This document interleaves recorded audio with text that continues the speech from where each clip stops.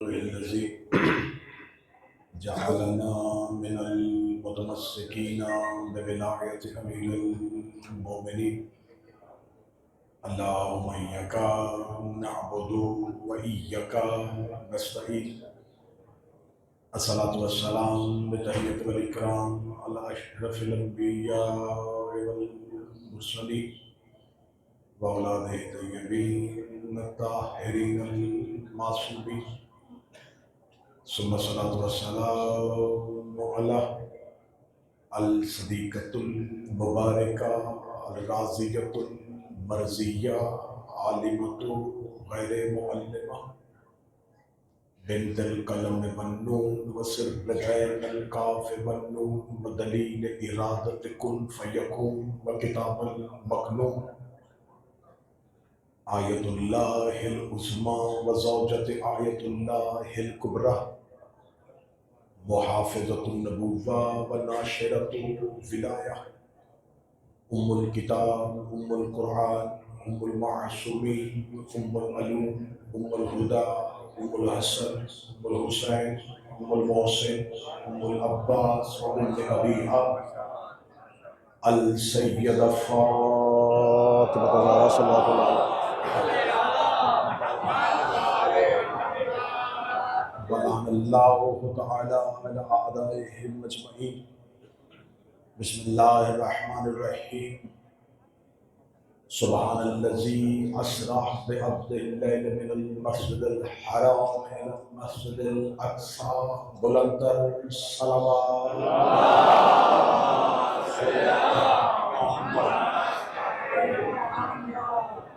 دعائے مالکان ذکر بندگان ذکر کا وارثان ذکر کی بارگاہ میں پیش ہونا قبول فرمائے.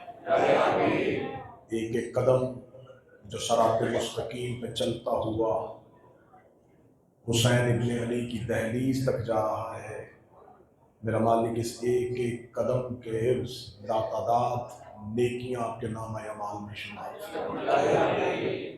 موقف کاروان ہند جو حسین کے زائرین کی خدمت کر رہا ہے، کریمہ اہل بیت سرکار ولی العصر ان کی توفیقات خیر میں اضافہ فرمائے.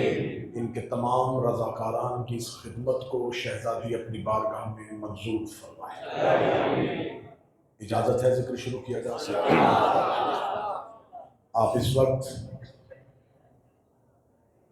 اس رستے پہ چلتے ہوئے جا رہے ہیں جو علم کے کعبہ سے عشق کے کعبہ کی طرف جاتا ہے. بات شروع ہو چکی، ذہن آپ نے متوجہ رکھنے ہیں. میں پھر لفظ کہوں گا کہ آپ جس رستے پہ چلتے ہوئے جا رہے ہیں یہ علم کے کعبہ سے عشق کے کعبہ کی طرف جا رہا ہے. یہ باپ کے مزار سے بیٹے کی میراث تک جا رہا ہے.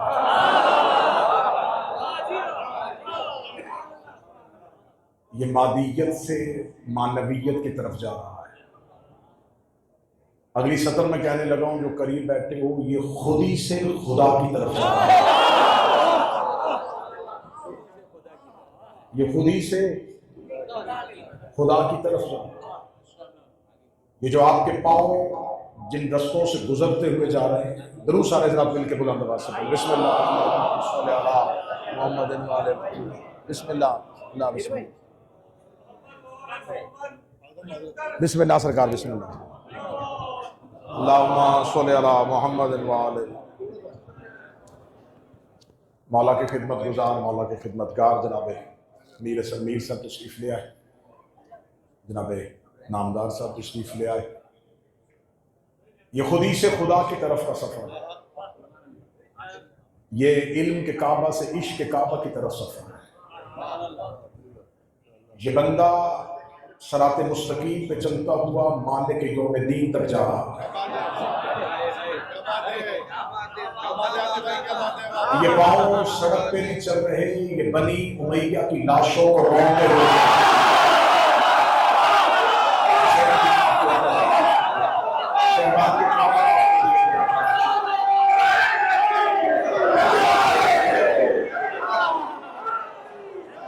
یہ بنی امیہ کی قبروں کو ٹھوکریں مارتے ہوئے اس صدائے نصرت پہ لبیک کہتے ہوئے حسین کی جانب جا رہے ہیں. تم نے صرف 9 لاکھ لے کے حسین کا رستہ روکا تھا. آج یہ لاکھوں حسین ابن علی کا ساتھ دینے کے لیے آئے ہیں. آج تو قبر حسین کی طرف اتنے پہنچ چل رہے ہیں، لیکن مجھے کہیں پتہ نہیں چل رہا وہ جو 9 لاکھ قتل حسین کرنے کے لیے آئے تھے، اگر تمہیں طاقت کا نشہ تھا، تمہیں اقتدار کا نشہ تھا، تم حکومت پرست تھے، تم یہ سمجھتے تھے کہ نبی کے بیٹے کے خون سے اپنے ہاتھوں کو رنگین کرنے کے بعد بھی تمہاری حکومتوں کا تسلسل چل جائے گا، تمہاری حاکمیت قائم رہے گی، تم زمانے پہ راج کرو گے، تمہاری حکومت باقی رہے گی. آؤ آج کے لاکھوں کروڑوں حسین کے عاشق، عباس کے نوکر، علی اکبر کے ماتمی، علی اصغر کے عزادار تمہاری طرف آ رہے ہیں. آج ہمیں بتاؤ کہ یزید ابن معاویہ کی قبر کہاں ہے؟ مجھے بتاؤ حسین ابن حذیر کہاں ہے؟ مجھے بتاؤ جو لاکھوں قتل کرنے کے لیے آئے تھے ان کی قبروں کے نشان مٹ گئے، وہ اپنی قبروں کے جہنم کا ایندھن بن گئے. آج وہ جو بڑے بڑے سپہ سالار، کوئی بصرہ سے چلا تھا، کوئی کوفہ سے چلا تھا، مجھے بتاؤ کہاں ہے وہ ابن زیاد، کہاں ہے وہ عمر ابن سعد، کہاں ہے وہ حسین ابن نبیل؟ اگر ان کی قبروں کا نشان کہیں نہیں پتا، آؤ میں تمہیں بتاؤں حبیب کی قبر کہاں ہے، جا کہاں سو رہا ہے، ان کہاں سو رہا ہے. مولا حسین نے ہاتھوں کو چڑھا.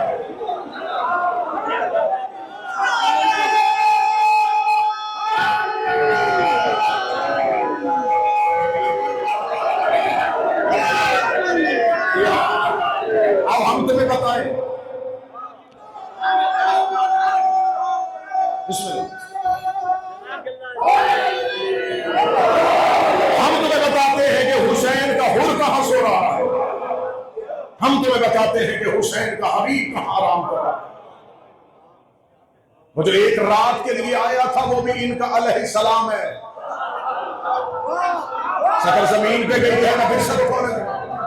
وہ جو ایک رات کے لیے آیا تھا وہ بھی حسین کا علیہ السلام ہے. ایک رات کا آنے والا مہمان حسین علیہ السلام بنا دیا.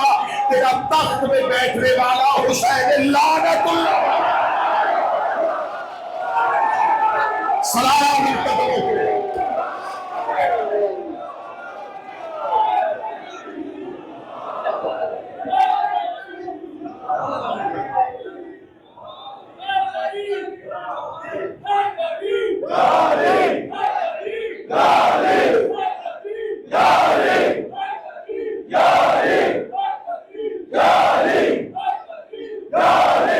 سارے مل کے آخر تک حیدری. اب ہم تو بتائیں یہ قدم کہاں چل رہے ہیں، ہم کیوں پیدل چلتے ہیں قبر حسین کی طرف. خلقت انسان میں سب سے پہلا جو کام ہے وہ انسان چلنے کی کوشش کرتا ہے. لوگ کہتے ہیں کہ شاید یہ پیدل چلنا، یہ 40 کی واک، یہ حسین کی قبر کی طرف چلنا، یہ شیعوں نے کلچر بنایا ہے. یہ کلچر نہیں ہے، یہ عبادت ہے.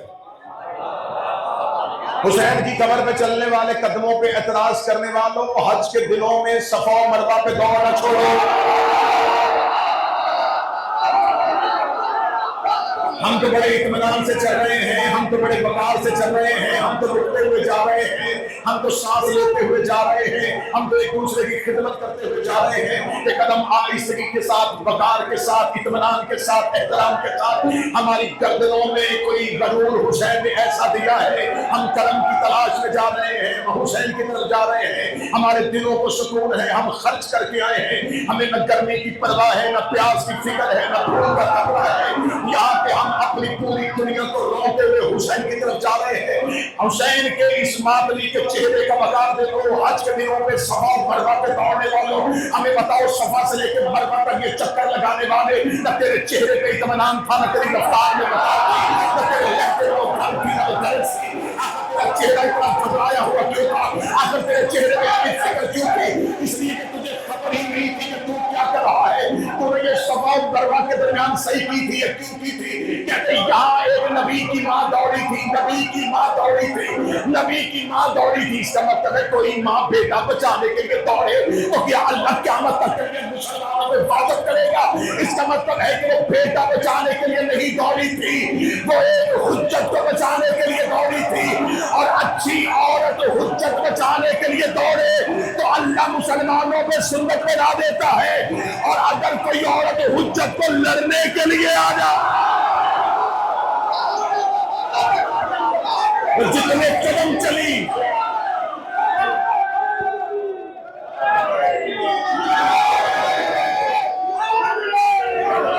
उसने सिर्फ इस्माइल बचाया।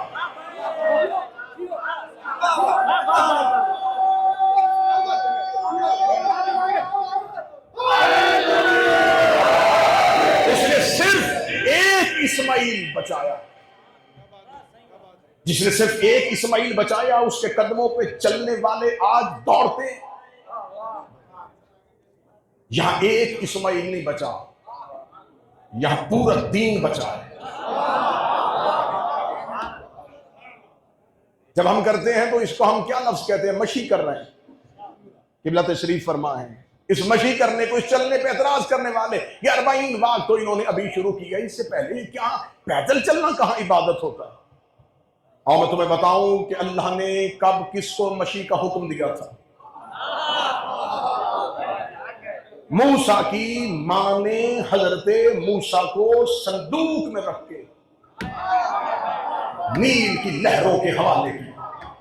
सूरह मुबारक ताहा आयत का निशान 40। जो ही हजरते मूसा की मां ने संदूक में रख के बेटा लहरों के हवाले किया, खुदा कहता हुआ इंसान का फिर याद कर मूसा जब तेरी बहन ने मशी की थी। कुरान में लफ्ज़ मशी इस्तेमाल हो रहा है। खुदा कह रहा है मूसा तेरी बहन चली थी किसके पीछे? संदूक के पीछे। कौन थी? मूसा की बहन।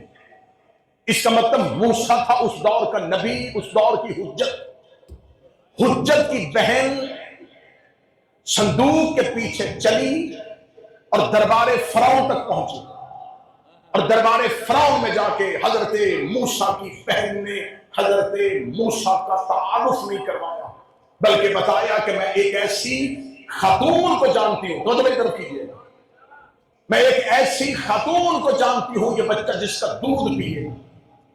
मैं पूरा वाक्या नहीं पढ़ना चाहता। इसका मतलब है कि हजरत मूसा की बहन चंद कदम चली और खुदा कहता है कि ऐ मूसा तेरी बहन ने मशी की, तेरी बहन चली थी।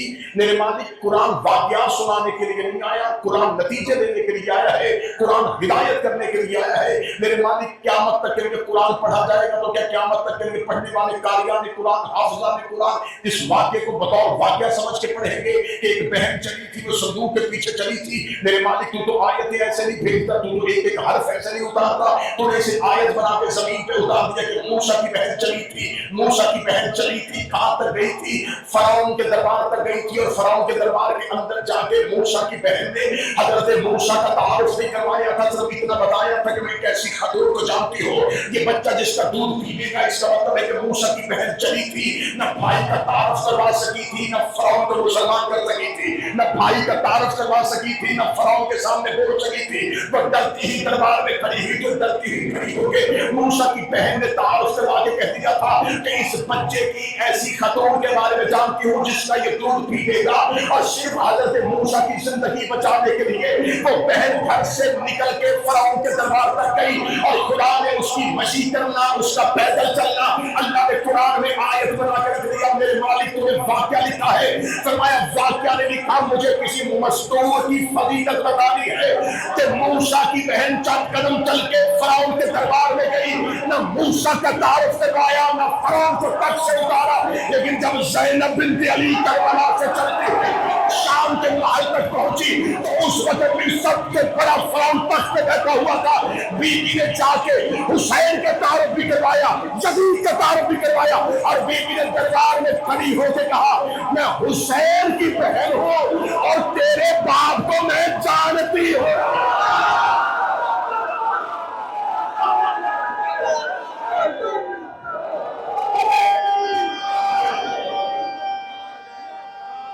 بسم اللہ بسم اللہ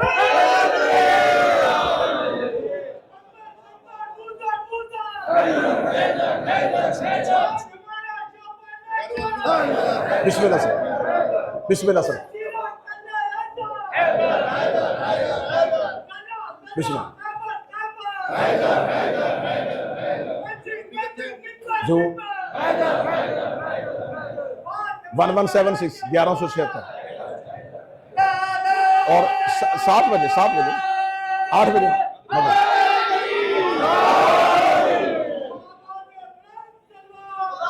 اللہم صلی علی محمد وعلی محمد. اور انشاءاللہ ایک ضروری اعلان، یہیں سے اسی رستے پہ چلتے ہوئے ایک منزل آئے گی، پول نمبر 1176 موقع شہزادی ام البنین صلوات اللہ علیہا. میر صاحب وہاں خدمت کے لیے مامور ہیں، مالک ان کی خدمت کو قبول فرمائے، یہ سلسلہ ان کی نسلوں میں مسلسل فرمائے، ان کی نسلوں کو یہ میرا مالک یہ خدمت نصیب فرمائے. انشاءاللہ کل ٹھیک رات مغرب کے بعد 7:30 8 بجے کے قریب وہاں مجلس شروع ہو جائے گی اور وہاں بھی حاضری ہوگی. اب تمام احباب جو چلیں گے یہیں سے چلتے ہوئے اس منزل کی جانب جائیں گے، یا جو پہنچ چکے ان کو اطلاع دیں، انشاءاللہ کل وہاں پہ مجلس ہوگی. چلی موسیٰ کی بہن، لیکن موسیٰ کا تعارف نہیں کروایا. لیکن جب حسین کی بہن شام پہنچی، میں فضائل پڑھنے لگا ہوں، 2 ہستیوں نے شام میں جا کے خطبہ دیا، ایک حسین کی بہن، ایک حسین کا بیٹا. میں فضائل پڑھ رہا ہوں، ایک سید الساجدین اور ایک شہزادی زینب. 2 ہستیوں نے شام میں جا کے تقریر کی ہے، ایک حسین کی بہن اور ایک حسین کا بیٹا. میں تقریریں نہیں پڑھنے لگا، میں خطبہ نہیں پڑھنے لگا، میر صاحب لفظ کہنے لگا. دونوں کے پورے خطبے پڑھ لو، دونوں کے خطبوں میں کیا فرق تھا. سجاد نے بتایا کہ ہم کون ہیں، زینب نے بتایا کہ تم کون. اس سے اچھا جملہ نہیں کہا جا سکتا. مولا سجاد نے بتایا کہ ہم کون ہیں، علی کی بیٹی نے بتایا کہ تم کون. جا کے دونوں خطبہ پڑھو. سید الساجدین نے اپنے خاندان کا تعارف کروایا اور علی کی بیٹی نے یزید کے خاندان کا تعارف کروایا. سجاد بتاتے رہے کہ ہم اہل بیت کون ہیں، زینب بتاتی رہی کہ تم بنی امیہ کون ہو. جملہ نہیں سمجھے تو میں اللہ آسان کر کے جملہ دوں. سجاد تولا پڑھتے رہے، زینب تولا پڑھتے رہے. علی کی بیٹی نے شام کے دربار.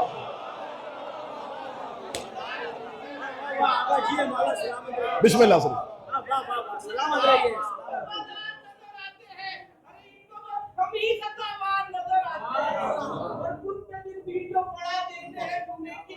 بسم اللہ.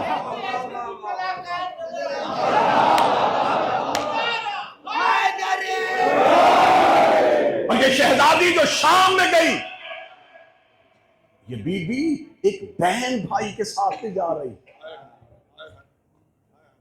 اتنا نہ گھٹایا جائے عالیہ کی محنت کو.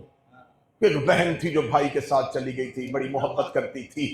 کربلا میں کردار عالیہ کا ہونا اتنا ضروری ہے جتنا قرآن میں سورہ حمد کا ہونا ضروری ہے. جو ہندوستان سے کہتے ہیں، جو اہل زبان ہیں، کربلا میں علی کی بیٹی کا ہونا اتنا ضروری ہے جتنا قرآن میں سورہ حمد کا ہونا ضروری ہے. جیسے سورہ حمد کے بغیر نماز نہیں ہوتی.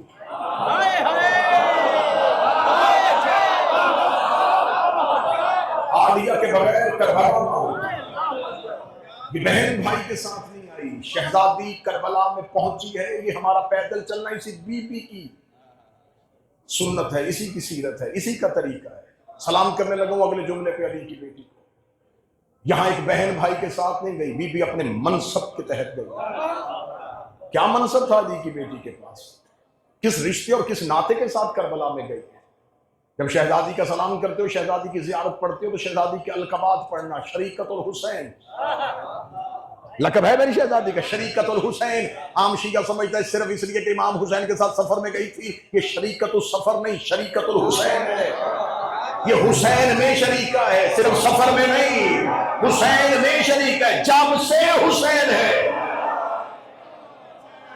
جب سے حسین. تب سے شریکہ، اس کی ایکو بند کرنا یا گونج ختم کرنا، جب سے حسین تب سے شریکہ، شریکت الحسین، حسین میں شرکت ہے اس کی۔ تو میں زمانے کو بتاؤں کہ حسین 3 شعبان سے ہے، کہہ دیتا میں حسین 3 شعبان سے، اگر رسول کی حدیث نہ ہوتی حسین و منی،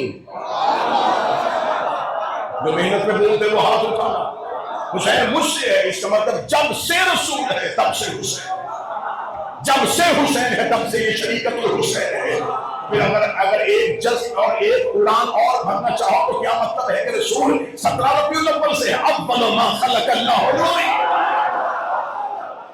سب سے پہلے اللہ نے نور کو خلق کیا، جب سے یہ نور ہے تب سے حسین ہے، جب سے حسین ہے تب سے شریکت الحسین۔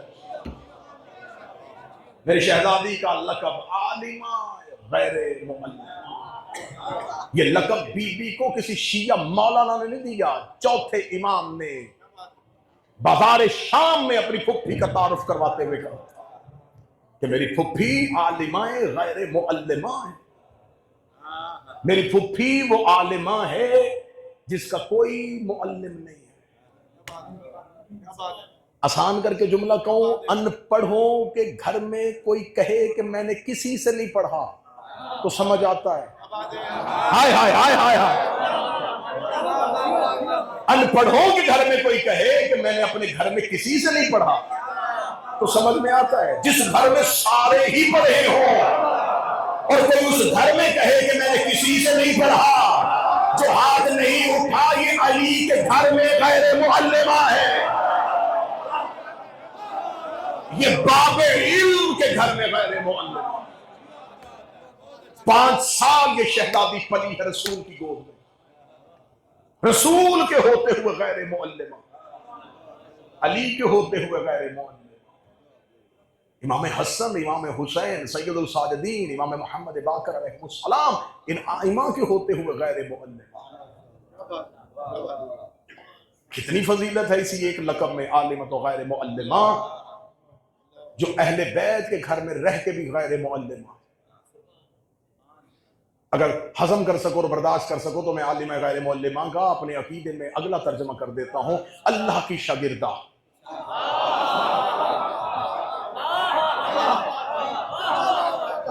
غیر معلمہ کے بعد میں کیا کہوں کہ جس کا کوئی بھی یہاں معلم نہیں ہے تو اس کا مطلب ہے اللہ کی شاگردہ۔ سر نہ ہلانا اور اگلی صدر سن لینا، وہی صرف نبیوں کو ہوتی ہے، یہ اللہ کی شاگرد، عالمہ تو غیر معلمہ۔ اس بی بی کا لقب امینہ امامت، اللہ کی امامت جیسی امانت جس کے گھر میں ہو اسے امینہ کہتے ہیں۔ یہ شہزادی امینہ ہے، مکہ کے لوگ نبی کو امین کہتے تھے اس لیے کہ اس کے پاس اپنی امانتیں رکھواتے تھے، جس کے پاس کافر اپنی امانتیں رکھوائیں اسے مصطفیٰ کہتے ہیں، جس کے پاس اللہ اپنی امامت رکھواتا اسے امینہ امامت کہتے ہیں۔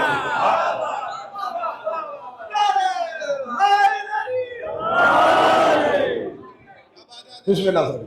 اس شہزادی کا کردار کربلا میں اپنے منصب، اپنے عہدے کی وجہ سے ہے۔ آؤ دیکھیں کیا عہدہ تھا علی کی بیٹی کے پاس، کتنا بڑا عہدہ ہے کہ اس بی بی کا اسم مبارکہ ہی بتاتا ہے کہ اس کے پاس کتنی فضیلتیں ہیں۔ زینب، باپ کی زینت، قرآن کہتا ہے کہ بیٹے ماں باپ کی زینت ہوتے ہیں، حسن حسین کے ہوتے ہوئے باپ کی زینت ہے۔ کسی گھر میں بیٹا نہ ہو تو وہ تو کہہ سکتا ہے کہ میری بیٹی ہی میرا بیٹا ہے، جس کے گھر میں حسن بھی ہے، حسین بھی ہے، عباس بھی ہے، لیکن زینت باپ کی پھر بھی ہے۔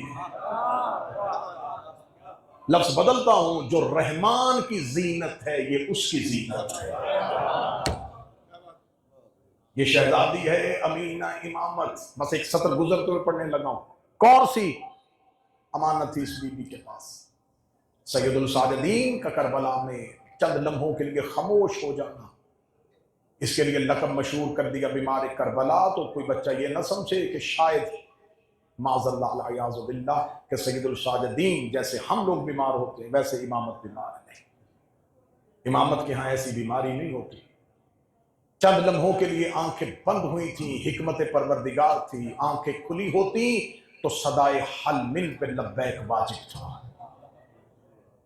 मौला सैयदुल साजिदीन की चंद लम्हे के लिए आंखें बंद हुई, और ये आंखें बिल्कुल ऐसे ही बंद हुई कि जैसे रसूल मेराज पे गए और कुंडी हिलती गई। निज़ाम कायनात तो हरकत में था, लेकिन सैयदुल साजिदीन की आंखें बंद हुई। यहाँ मुसाइब के उन्वान में एक लफ्ज़ पढ़ा जाता है कि जब सैयद शोहदा इमाम हुसैन की शहादत हुई तो यही बीबी खैमे में गई है और इसने जाके शाना हिलाया है और हिला के कहा है, सज्जाद जागिए, अब आप इमाम हैं। ये लफ्ज ऐसे ही है किताब में। बीबी ने जाकर सैयदुल साजिदीन को कहा, अब आप इमाम हैं। इसका मतलब है कि शहादत हुसैन से लेके सैयदुल साजिदीन की आंखें खुलने तक जिसने इमामत वाली अमानत को अपने पास रखा और शाना पकड़ के हिलाया और हिला के कहा, आप इमाम हैं। और फिर अगला जुमला क्या कहा? बीबी ने अगला जुमला दे के कहा, सज्जाद अब आप बताएं, जल के मरना है या बाहर निकलना है? आलिमा गैर मुअल्लिमा ये सवाल क्यों पूछ रही है? ये सवाल नहीं था, ये सैयदुल साजिदीन की इमामत का ऐलान था। क्या बात है? बीबी जमाने को दस्तूर दे रही थी कि मैं आलिमा गैर मुअल्लिमा हो के भी इमाम से पूछती, जल के मरना है या बाहर निकलना है? इतना जरूरी है हुक्म इमाम की अताअत करना कि आग खैमे के अंदर भी आ जाए तो मर्जी इमाम पूछे। मैं फिर कहने लगा हूं, इतना जरूरी है शिया मजहब में इमाम की अताअत करना कि आग खैमे के अंदर भी आ जाए तो इमाम से इमाम की मर्जी पूछो कि इमाम क्या चाहता है। शहजादी ने पूछा, जल के मरना है या बाहर निकलना है? सैयदुल साजिदीन ने आंखें खुली, जब बंद हुई थी तो बाप विदा कर रहा था। जब आंखें खुली अब मौला सज्जाद का पहला जुमला था, बाबा कहाँ है? यकीनन अगर शहजादी इसका जवाब देती तो इसके बाद सज्जाद के सवाल शुरू होते, खत्म ना होते। बीबी बता देती कि बाबा मारा गया, सज्जाद अगला सवाल पूछते, अकबर कहाँ है? बीबी बताती मारे गए। सज्जाद पूछते, असगर कहाँ है? अब्बास कहाँ है? बीबी ने सज्जाद को इतने सवाल करने ही नहीं दिए। मौला सज्जाद ने पूछा, बाबा कहाँ है? बीबी माथा चूम के कहती, तेरे और बाकर के सिवा हमारे घर में कोई मर्द नहीं।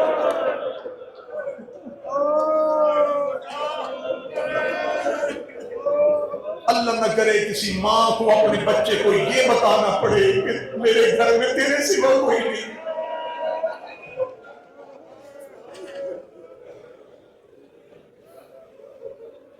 इस वक्त इराक का टेम्परेचर बहुत तेज है। जाहिर कोशिश करता है इबादत रात में करूं, दिन में आराम करूं। हे हुसैन के ज़दारों में हाथ बांध के पूछता हूं, गरम सड़क पे चलना और है, खेमों के अंगारों में चलना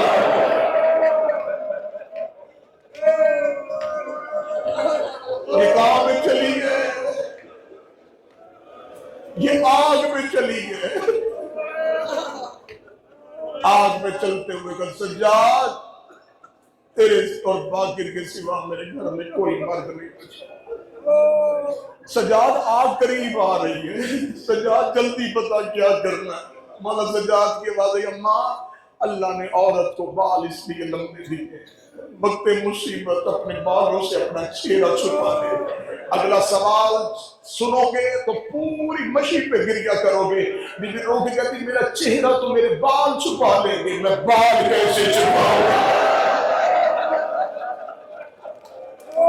मेरा बेटा सज्जाद बता, चेहरा तो बाल छुपा लेंगे, मेरे बाल कैसे छुपेंगे? इतना जुमला कहना था। अब सज्जाद को बाप की मौत भूल गई, अब सज्जाद को अकबर की बर्सी भूल गई। सज्जाद उठ के बैठे, करबला की रेत उठाई, मांगे से डाली, गल आलूदा चेहरों से कब्र हुसैन की तरफ जाने वालों, बार बार अपने चेहरे से रेत مٹی کو صاف کرنے والوں، سجاد نے کربلا کی ریت بھوپی کے سر پہ ڈالی، خاک شفا کا برقع پہن کے علی کی بیٹی نے خیمہ چھوڑا، ایک ایک بیوی گزرتی گئی، سجاد خاک شفا کے برقع پہناتے گئے، جس نے سینے پہ ہاتھ مارنا ہے سب سے آخر میں ایک چھوٹی سی بچی آئی ہے، اس نے سجاد کے پاؤں پہ ہاتھ رکھے، لوگ کہتے ہیں میری مجبوری ہے، ان کے بال بڑے تھے میرے بال چھوٹے ہیں،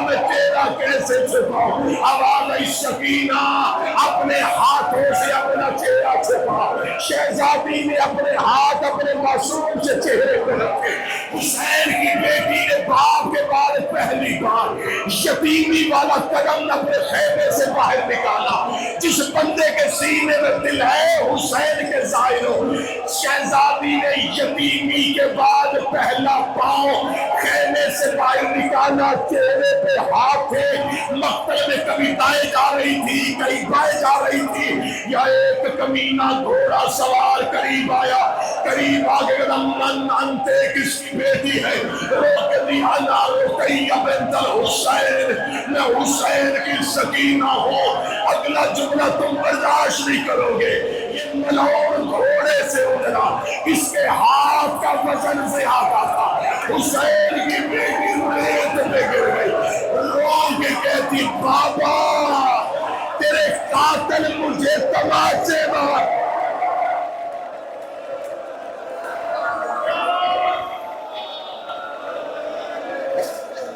ہائے حسین، ہائے معصومہ،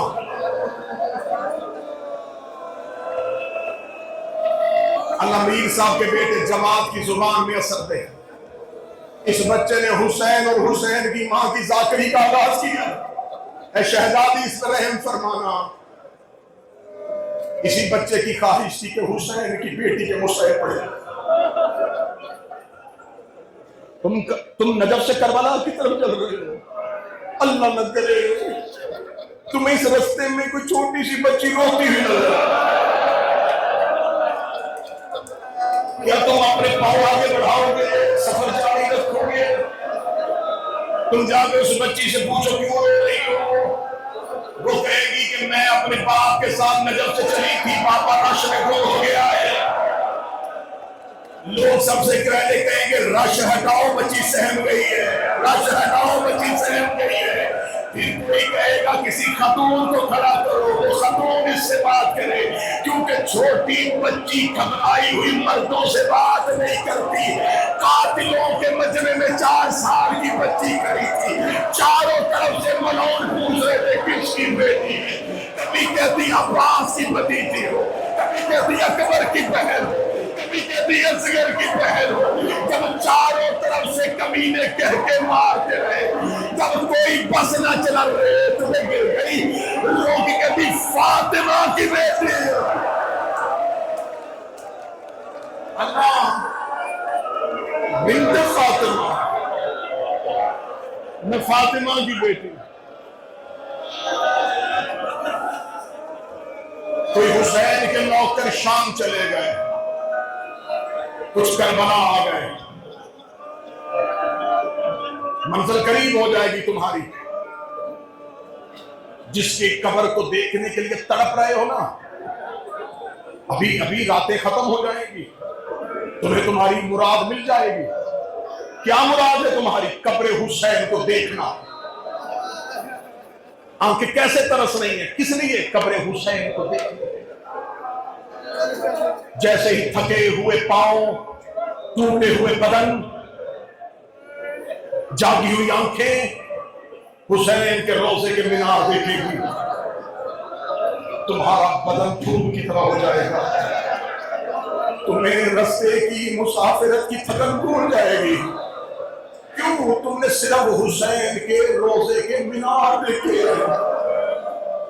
ایک 1400 سال کے بعد آنے والوں، تم قبر حسین کے مینار دیکھو تو تمہاری تھکن ختم ہو جاتی ہے، تم کہتے ہو ہمیں ہمارا مانا مل گیا، ہماری مراد پوری ہو گئی، اس کا مطلب 1400 سال کے بعد تمہیں قبر حسین کے مینار نظر آئے، تمہاری تھکاوٹ ختم ہو جاتی ہے، 10 محرم کی بابے سے بچڑی تھی، شام کے زندان میں ریت میں سر رکھے رو رو کے کہتی سجاد کہیں بابا نظر نہیں آ رہا۔ جب حسین کے سر پہ نظر پڑی سکینہ ریت سے تڑپ کے اٹھی۔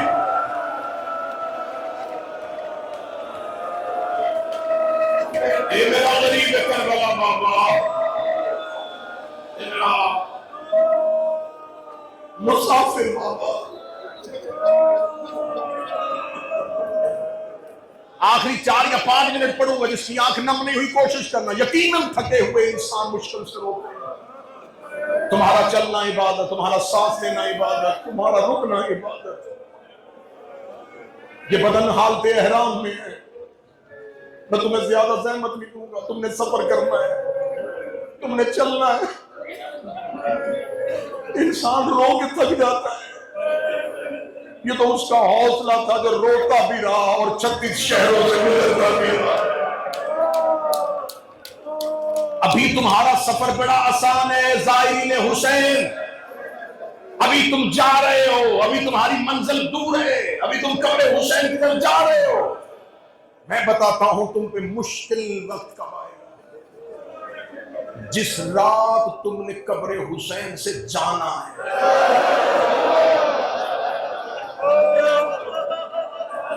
ودا کی زیارت پڑھو تو اس نوکر کا جملہ یاد کر لینا، نوکر کا جملہ یاد کر لینا، 10 دن بھی رہو، 15 دن بھی رہو، مشکل ہوتی ہے حسین کی ودا کی زیارت۔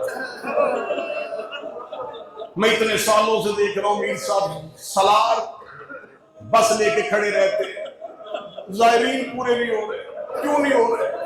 کوئی کہتا میری ماں حرم میں گئی ہے، کوئی کہتا میری بہن مولا عباس کے حرم میں بیٹھی ہے۔ کیا 7 دن رہنے سے تمہاری آنکھیں ٹھنڈی نہیں ہوئی تھی؟ لیکن بچھڑنا، بچھوڑا، جدائی، حسین سے جدا ہونے کا لمحہ بڑا اذیتناک ہوتا ہے۔ مومن بار بار حسین کی زمین کو دیکھتا ہے، چلتا ہے، پھر قبر حسین کو دیکھتا ہے، رو رو کے کہتا مولا پتہ نہیں دوبارہ آؤ یا نہ آؤ، مولا میرا دین نہیں پتا، مولا میرا دین ابھی نہیں پتا، مولا مجھے اپنے پاس میں ملے، مولا مجھے بجھڑنے کو دل نہیں کرتا۔ یہ جملہ تمہیں آخری دن لائے گا جو میں آج پڑھنے لگا ہوں۔ جب حسین کی قبر سے اٹھنے لگو اپنے ذہن میں یہ جملے کو لینا، آج حسین کا سونے کا گنبد ہے، حسین کا حرم ہے، حسین کے خادمین کھڑے ہیں، آباد ہے حسین۔ آج آباد حسین چھوڑتے ہوئے تمہیں اتنی تکلیف ہو رہی ہے۔ اب بتاؤ جب کٹی ہوئی لاشیں پڑی ہوئی تھی اور ایک بہن درمیان سے گزر رہی تھی اور رو رو کے کہہ رہی تھی حسین میں تیرا لاشا بغیر کفن کے چھوڑ کے آ رہی ہوں، حسین اللہ جانے دوبارہ آؤں یا نہ آؤں، حسین میں تیری لاش بغیر کفن کے چھوڑ رہی ہوں۔ مجھے بول کے بتاؤ آباد حسین چھوڑنا آسان ہے؟ جملہ ہے سخت لیکن میں کیا کروں؟ آباد حسین چھوڑنا آسان تھا یا کٹی ہوئی لاش چھوڑنا آسان؟ کٹی ہوئی لاشوں کے درمیان سے گزر گئی۔ مقتل میں بھائی کو دیکھا، اللہ نہ کرے کسی بیٹی کو باپ کی لاش سے گزر گئی۔ سسکیاں لیتی ہوئی سکینہ باپ کی لاش سے گزری۔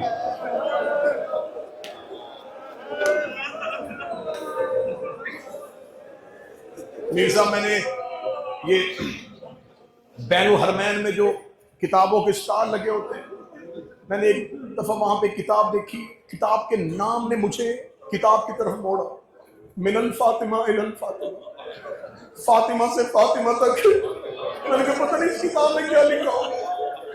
میں نے کتاب کا پہلا پیج کھولا، پہلا صفحہ کھولا، اس میں لکھا تھا اس کتاب میں 2 ایسی بیویوں کا تذکرہ جن کا نام فاطمہ ہے۔ اس کے نیچے لکھا تھا ایک رسول کی بیٹی، ایک حسین کی بیٹی۔ صاحب کتاب نے مقدمے میں لکھا تھا ان تینوں بچیوں کے، ان دونوں شہزادیوں کے، ان دونوں بیٹیوں کے نام بھی ایک جیسے ہیں، مقدر بھی ایک جیسے ہیں۔ اس نے جو مقدر کا پہلا جملہ پڑھا تھا میں حسین کے زائرین کے سامنے پڑھنے لگا ہوں کہ دونوں کے مقدر ایک جیسا تھا، وہ بھی باپ کے بعد چپ نہیں ہوئی، یہ بھی باپ کے بعد چپ نہیں ہوئی۔ اگلا جملہ پڑھنا ہے، وہ کہتا اس کو بھی باپ کے بعد کوئی نہیں رونے دیتا تھا، اسے بھی باپ کے بعد کوئی نہیں رونے دیتا تھا، وہ بھی باپ کے بعد چپ چپ کے روتی رہی، یہ بھی باپ کے بعد چپ چپ کے روتی رہی۔ اگلی سطح جس کے گھر میں بیٹی ہے وہ طرف پہ سنے گا، لیکن اس نے کہا دونوں کے مقدر میں ایک فرق آ گیا تھا، وہ 18 سال کی عمر میں ضعیفہ ہوئی تھی، یہ 4 سال کی عمر میں کمر جھکا کے دیواروں کے سہارے لے کے رو رو کے کہتی تھی سجاد میں بوڑھی ہو گئی ہوں، سجاد میں ضعیفہ ہو گئی، سجاد مجھ سے نظر نہیں آتا، سجاد مجھ سے چلا نہیں جاتا۔ آخری جملہ پڑھ کے میر صاحب کو منبر دینے لگا، مجھ پہ سوال کرو وہ 18 سال کی عمر میں ضعیفہ ہوئی، یہ 4 سال کی عمر میں ضعیفہ کیسے ہو گئی؟ وہ جو 18 سال کی عمر میں اپنے دائیں ہاتھ سے تصویر نہیں پڑھتی تھی، اسے صرف ایک تازیانہ لگا تھا اور وہ دائیں ہاتھ سے تصویر نہ کر سکی۔ کربلا سے لے کے شام تک شمر کے ہاتھ میں لوہے کا تازیانہ تھا، ہر موڑ پہ حسین کی بیٹی زمین پہ گرتی رو کے کہتی سجاد میری پسلیاں شہید ہو گئی، میرا چہرہ زخمی ہو گیا، میرے ہاتھ زخمی ہو گئے، میرے رخسار زخمی ہو گئے، سجاد میں سکینہ مر گئی، سجاد میں سکینہ قتل ہو گئی، سجاد میں بابے کی لاڈلی بیٹی